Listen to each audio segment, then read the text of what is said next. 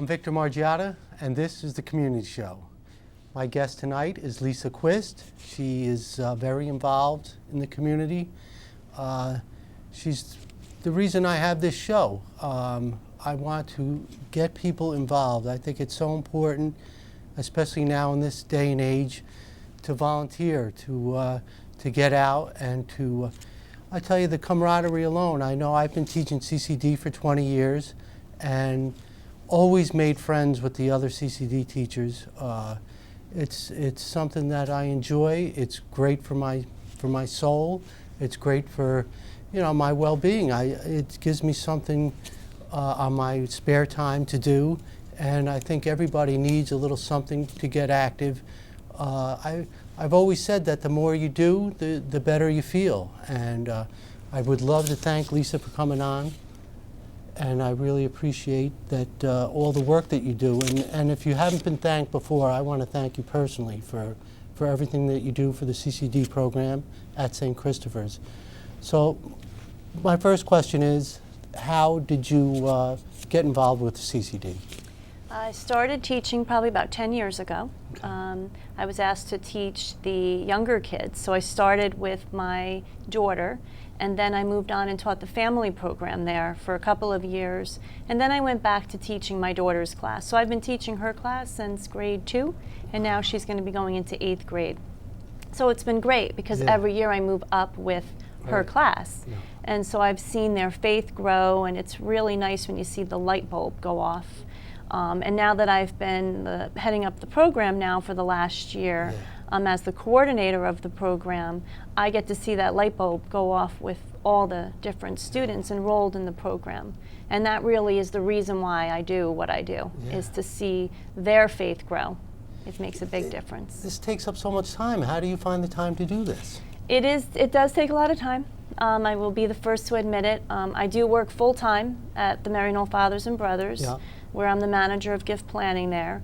And then I work part-time. So, I give about 15 hours of my time to the church. And then, of course, the extra time in terms of other volunteering there, that's necessary. I mean, there's a lot of things going on between the youth program that we have and just running the general program itself. And now it's quite busy getting ready for the fall, because fall starts now, as most parents will know. Sure. Registration and preparing and just getting the calendar ready. So it's a lot of work, but it's well worth it. Yeah. Well, that's every year I say, I'm not going to teach CCD again next year, but you realize that if I don't do it, nobody else will, and I feel like that's one of the things that make this country a great place. People stepping up and doing things that, not waiting for somebody else to do it, Now, you just mentioned the older kids program. What's that called? It's called Wired, Walking in Righteousness Every Day. All right. It's our youth group program that we started with Deacon Vincent Astorita and his wife Laura and my husband Kevin. And the four of us started it about a year ago, and we only had pretty much our own children and maybe two others. And now we probably have a good 24. Of course, it helps when you make it a requirement of the current 8th graders as part of their preparation for confirmation. But I will say that they really enjoy being a part of it. It's not, you have kids who will always feel like they're being forced into something by their parents. Right. But it's been a great experience. I mean, even yesterday we had a car wash event. It was our first one. The theme was cleanse your heart, clean your car. So people would leave their cars with us, and while they attended Mass, the students of the program washed their vehicles, and when they came out, they had a clean car, they had a clean soul, and it was a great way to start the day out. And as we were washing the cars, one of the young girls in the program said to me, I really like what we're doing in this program. These are great things that we've been doing, and I want to thank you. It doesn't matter, I said to myself at that point, what's happening, just to hear those words come out of a 14-year-old's mouth means something that is making a difference. So we've done a lot of great things with the Wired program. We've had what we call the Soldier Run. It was admittance into our facility was either a canned good or some type of puzzle, anything that the vets need.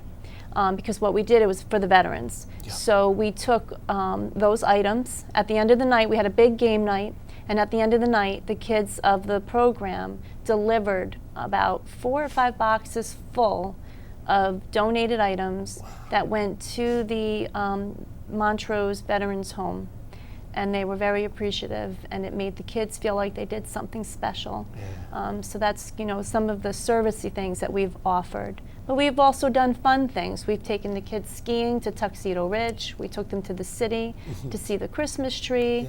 We went to Rockefeller Center, and just the fun things Right. that the kids like to do. And we have a lot more planned. The Yeah. car wash was their idea. So it's their youth group. We're there to help them, Yeah. but it's their youth group. Yeah. It's not something that, we're just there to make sure that, we keep them Yeah, out of they're trouble. They are organized. 14-year-old Yeah, girls and of course. boys, of course, and keep it organized. And it's a fun thing for them. That reminded me when I was a kid, you dropped the kids off at Sunday school and went to church so that you Right. didn't have to bring the kids to school. And my sister, was the Sunday school teacher. They called her Miss Vicky. But then, because of that, I felt like, well, someday it's going to have to be my turn to teach Sunday school, And what are some of the things when you were a kid your parents instilled in you that you are trying now to instill in your kids? This has been different for me only because I went to Catholic school.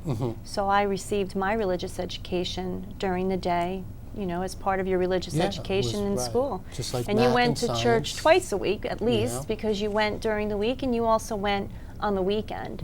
And it was nothing we ever questioned. We went to Mass as a family. Yes. And, if we went Saturday night or we went Sunday, either way, we knew we were going. And I think we all enjoyed that. Yeah. My brother, who's older than me, and my sister, she's younger than me, and the three of us, we were at St. Augustine's in Ossining, where we grew up. Yeah. And it was, it was part of our life. It was part of our daily life. Yeah. My grandmother always made sure too that we were, doing what we needed to do in terms of our faith growing. And if my parents weren't available, then she would take us. Yes. So because she lived right in town as well. So, going to church was a big difference, Yeah. made a big difference. Yeah. And I knew that I wanted to make sure that my children, so although I couldn't send them to Catholic school, they went to the public school. But as soon as they were old enough, I enrolled them into the program at St. Yes. Christopher's, started volunteering and helping out. And, I do everything I can to try to get other parents involved. And if I can't get the parents involved in the teaching aspect, Yep. then at least make sure that, they're part of the faith life and that the faith is growing in their family, because that's what's important. You want to Yeah. make sure that they're part of it. So, because I know what you're saying, you don't want to just drop your children off, No. because that's not really faith formation. Right. Faith formation's once a week. You have your children all week, and that's something that I have always said to the parents. So I think we are trying to make sure that we can kind of keep the families together, come to Mass as often. Life buries us all. We're Yeah. running in so many different directions. Without a doubt. And you do what you can do, and that's what I've been trying to tell the families in our program. We want you there every week, but do we understand that at times, you can't be? Of course. But you find your own way to be close to God, and you do it as a family. Yeah. So, Well, I work the weekends, and it's tough for me. St. Pat's now has a Mass at 10:15, which is great for me because I just get up, get there, and it's good. And now the church is emerging. What are some of the things you have to say about that? yeah, I've been part of the whole Making All Things New committee for the last couple of years. Right.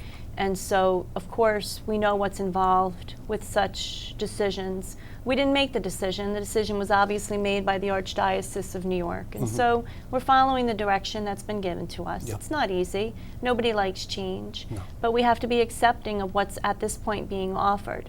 So St. Christopher and St. Patrick's and Verplank will become one. Yep. Our faith formation program has been one for many years now, but now the parishes will become one. So after August, we will receive a new name. The parishioners in both parishes were invited to make a suggestion of 3 names. the names will go down to the Archdiocese in New York, and the name will be selected by Archbishop Dolan. I mean, we have to wait to see if they like the one that maybe it's been chosen by the parishioners themselves. But there's also the reality that they may choose a name too. So we have to be accepting of what it is, and just remember that it's the house of God no matter how you look at it. Exactly. Whether we merge or not, it's not easy, especially for the people who have been part of the community for a long time. Yeah. You get comfortable going to one church. Yeah. You don't want to change, we've already had a lot of changes, mass times, limited priests. I mean, we all have that problem everywhere. But, we're doing the best that we can. And that's why I keep reinforcing the program itself, too, because that's what's going to hold us all together, are the children, because the children are the future of the church. Of course. They're the future missioners, and that's what we've been, reinforcing. I've run workshops on, being missionary disciples, and that's what we all are, and that's what Pope Francis is telling us, that we are all missionary disciples, that we're all in this together to fulfill God's mission. Yep. So. Well, I've been going, like you, went to St. Patrick's for 8 years, and I met a lot of priests, and I know about the church, and I know that the priests aren't God, and the nun isn't God, and the church itself isn't God. I know that God is love, and that He's almighty, and He looks at us as His children, and I saw through all that, and I know that, the priests are just people. They do what they can. They're I've met a lot of priests, and like people, they all have different personalities, and of course, reading the Bible is very important to me. And the one story that really has an effect on me is the fact when Jesus was tempted by the devil, and He was tempted with all the nations of the world, and He said, "I'm not of this world, I'm of another," and meaning heaven, the kingdom of God. And I think to me that's what my faith is all about, that I do what I can on this earth, try to be the best person I can, do unto others, and to me that's what my religion is all about. What is the most important thing for you? I think it's similar. What I've tried to do, especially with the kids in the program, is when I taught a workshop, it's a workshop that I was actually trained in at Maryknoll, because we're very much into the mission education, because the department that I'm in is mission education and promotion at Maryknoll. And so I had a training on mission education training program. That's the actual name of the program. And I took that program and I brought it to the level of a 7th and 8th grader. And last year we had a workshop and we talked about being in what is social justice and what is it that makes us be in the right relationship with God. And that's what we talked about, that you have to be in the right relationship with God in order to make good decisions. And when you're in the right relationship with God, you're in the right relationship with others. Yep. And that's what we've been reinforcing. We actually called it the Go Forth because, again, using Pope Francis, who says go forth in the joy of the gospel, go forth again as missionary disciples. That's what we've been teaching the kids, that you have to be in the right relationship with God in order to be in the right relationship with others. So, and I still see the kids that were in the program walking around because we gave them a red pull-string bag that they put on their backs. Nice. And it had sort of like, if you recall, like Batman, when he would punch someone, it would say boom in the big pow. Yeah. So we had go forth made similarly. Yeah. And so that's all it says on the bag is go forth. So we knew it was something that was catchy enough that they would keep it and they would use it. And I actually do see kids walking around the streets when they're walking home from school with their go forth bags. Nice. So I know that that workshop made a difference in their life. Yeah. And I'm teaching that obviously to my own children at home, that you have to be in the right relationship with God in order to be in the right relationship with others. So, what are some of your concerns raising children? And this world it's not easy. I mean, they put stuff on the cover of the Daily News. It's just, it's scary. It's tough. I mean, I have an 18-year-old son, a 16-year-old son, and a 12-year-old daughter who's approaching the teenage years. And nowadays, They're approaching the teenage years when they become 10. And it has nothing to do with them themselves individually or their family. It's what's surrounding them. And it's really, really hard because our children are exposed to so much more than we ever were. Oh, forget it. Between violence and, you know, drugs and just really wars. And I mean, we always had wars, but these are different kinds of wars. You know, these are vicious and wars that are just scary to the point where you can't pack up your family and travel to some countries in the world. You just can't. I mean, you take a risk of doing that. So for me, I'm just really, you want to protect your own children as much as you can. Keep a nice, strong head on, you know, make sure that, again, they get back to knowing the difference between right and wrong.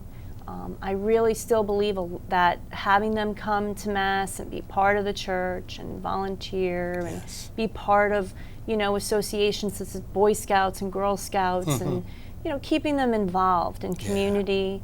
That's what you have to do, and you have to be hands-on. You can't get to the point where you feel that because they're getting old enough that they can handle things or they know what they're doing, they can make their own decisions. They need you to guide them. Even when my son comes home from school and asks me questions, because he's just finished his first year of college, he'll ask you questions. He wants your guidance. He wants it. It's not like, you know, I do see where some kids don't want it, but keep talking. They're listening. And I think that makes a big difference. You know, and worrying is going to get you nowhere. Somebody told me one time, worrying is like rocking a chair. You can rock all day long, but you're not going anywhere. And like you said, getting involved is the most important thing. It frees you from worry, knowing that you're making a difference, you know, knowing that you're doing the work. You know, it's key. It's huge. Because if you sit around and worry, it's not good. Yeah, and again, you'll always worry because the worries only get when they were younger. You worried about them falling. You worried about them in school. You know, as they get older, the worries just become. My mother always said this too, and now I think she was right. You know, you have to know that those things get bigger, but if you keep a good relationship, an open relationship with your kids. And it should be a parent-child relationship, not friends. No, I say that all the time. You're not the kid's friend. You just can't be their friend. No. I mean, you don't have to be on the attack like the mean mom, but you need to be mom, and and they need to know your mom, and they'll come to you. They'll respect you that way. And I think that's what everyone, you know, that I experience a kind of similar. Lives that they're leading is based on that type of relationship, you know. So I look at you as a role model, and I really, again, I want to thank you for everything you do, and just want to know who are some of your role models. I would say definitely my parents. Yes. You know, they've been my rock. You know, my husband, because you know he's always put me up on this pedestal and always made me feel like I could accomplish anything. I mean, he was still in school, and then he graduated and we were married, and I wanted to finish my bachelor's because I had gotten my 2-year degree from the State University of Delhi, and then I came home and decided I wanted to work, and so that's what I did. I worked actually at Maryknoll for 2 years. And then I wanted to, you know, get my bachelor's, and then another job became available at that time in the corporate world. So I took that and got my bachelor's degree through that, working with that company. And I stayed with them for about 11 years. So I worked in the area of human resources, strategic planning. And while I was there, I decided that I wanted to go for my master's degree. But in order to do that, I had 2 small boys home. So in order to do that, I needed my husband to step up, who was also working full-time. And he took care of my sons. And luckily, it was only a couple of days a week. And it was at night. So, you know, I'd get to see them in the morning, but then I wouldn't be able to see them at night. So it was hard. But my husband supported me through that time. And so within 18 months, I had my master's degree. And by, I think, 15 months, I was pregnant with my 3rd child. So I remember writing my master's with a laptop on my pregnant belly, finishing it off.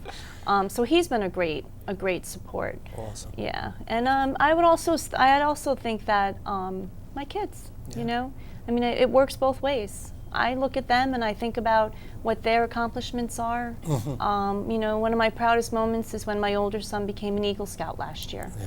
And his service project were the Stations of the Cross at St. Christopher's. And when he came to me and said he wanted to do that, I thought that is like amazing, because he was giving back to the church. Yep. And he knew that it was something that was dear to me, and it was fulfilling his obligation of what he needed to do. And so one of my biggest moments was when he received that Eagle Scout award that night. It makes, you know, you learn from them and you grow from them too. So, yeah. That's awesome. Now he's going to college. He's at Mount St. Mary's. He's at Mount St. Mary College. He just finished his first year. He's studying media productions. And he really likes it. We're very proud of him. He became a RA, which he'll start That's in the amazing. fall. We're very proud of him. He was the only freshman boy picked, and so we're extremely, very, you know, really proud. And I think a lot of it had to do with his involvement and becoming an Eagle. I really think those played a key part in his growth and his ability to get that position. So, and then of course the other two are still in school and they're doing, you know, they're doing well, and you know, we just work closely with them so that they can be as successful too. So you're making a couple of changes to the CCD program, the books and stuff. Yeah. We, in addition to starting the youth group, I've been trying to run the program so that it's more interactive for the kids. There's nothing worse when you walk into a classroom and the kids are looking at you like, I do not want to be here. You know, they want something that's a little bit more interesting. So yes, I am changing the materials that we're using, making it more interactive. We've changed the 7th and 8th grade program this year. They'll be coming twice a month instead of every week. They have hectic schedules, and we know that. And we want their faith to grow and not become an annoyance for them to continue that growth. And unfortunately, with the busy lives they lead, you know, the amount of homework these kids get, we wanted them to be able to do both. So they'll be coming twice. They'll have other requirements, but they're requirements that are quite doable. We've selected a program for our 8th graders that's very much driven towards receiving the sacrament of confirmation. So we really think that they're going to enjoy that. I met with them. I met with the 7th and 8th graders last year, and I said, okay, tell me what you liked and what you didn't like about the program this year. And boy, did they have a list. And so I listened. You know, it has to come from them. And so that's what I did. I made some changes based on their input. And then the 1st and 2nd graders will become one grade. So they're going to be multi-age. They're going to learn from each other because they're both preparing for the Sacrament of Reconciliation and the Holy Communion. And so we've merged those together. We'll have 2 teachers teaching that both on Sunday and then on Tuesday, depending upon when you can come. So it's been some great changes. Now, there's no way around it. Money is an issue, and it's not going to go away. Right. What are some of the issues with the CCD program as far as the money? Yeah. Well, you want to have you want the children in the program to come back. So hopefully the changes we're making the kids will want to come back. I think people have to remember that a church is just like any other structure. And any other structure requires heat, oil, electricity, water, and you have to be able to have the ability to cover those expenses. Of course. And like everyone, it's not getting cheaper. It's getting more expensive. The price of oil, you know, electricity. Even if you think you're getting on some kind of deal, it always seems to be high. So we're trying to remind everyone that, you know, we're all in this together, and that, you know, in order for us to continue, we have to keep the building up and running. In order to keep any building, just like your home, you have to heat it. You have to put water. You have to have all those things. And so that's something that we're doing. I mean, right now we're in the process of building a chapel in the back of our existing church at St. Christopher, because there's things going on there every single day. And in the winter, the church is very expensive to heat. So what they're doing is creating a smaller chapel in the back. We had some space back there. And so they're working on it right now so that we can continue to have as many events as we want to, and they're smaller scale events. Yep. This way now they can run the air and they can run the heat. Oh, that's great. And it will, cut down on expenses. So we are doing everything possible to keep the expenses down. The use of the buildings and things like that, we're trying to, really cut back as much as we can, but you still have the reality of keeping that structure, up and running. Okay. And we have two structures, don't forget. We have both parishes. We're merging, we're not closing. No. So merging means that there'll be one name but two Right. separate facilities, and both require And it's maintenance. funny, because you go into a church and talk about cathedral ceiling. Right, Now you're talking, you got to heat all this Right. or cool all this. And, right. it's not like just heating or cooling a little room. Exactly. You're talking 4 stories of space, Mm-hmm. and it's, it's not easy. Yeah. So, we'll still have the ability to use the church obviously for larger things, like our big family events that we have. Last year we had a huge Christmas nativity event, and that went really well. And that would be held in the church itself.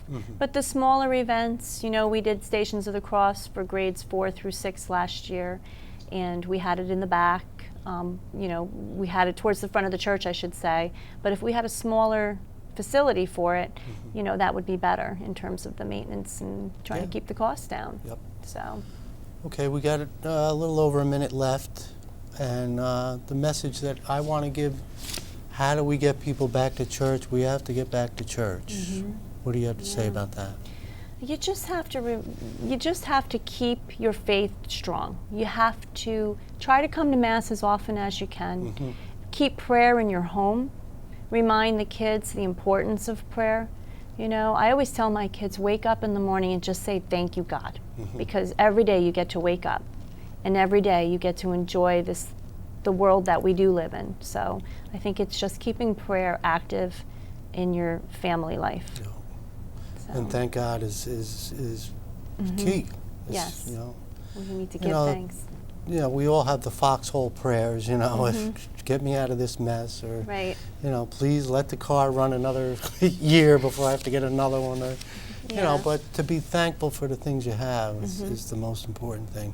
And to realize, like you say, that this is a gift, we only get to be on this earth, if you're lucky, 80 years. Right. So, that's huge. And I can't thank you enough. I know I said it twice, but now I'm going to say it a third time for everything you do. I think it's, and this is what this show is all about, bringing people on, trying to urge people to get involved. And, that's the most important thing. So thanks so much. Thank you, Victor. All right. Thank you. I'm Victor Margiotta. This is the community show. And like I said, I can't urge you enough. Please get involved in the community. There's plenty of clubs to get involved in. And there's so many ways that you can volunteer your time. So thanks.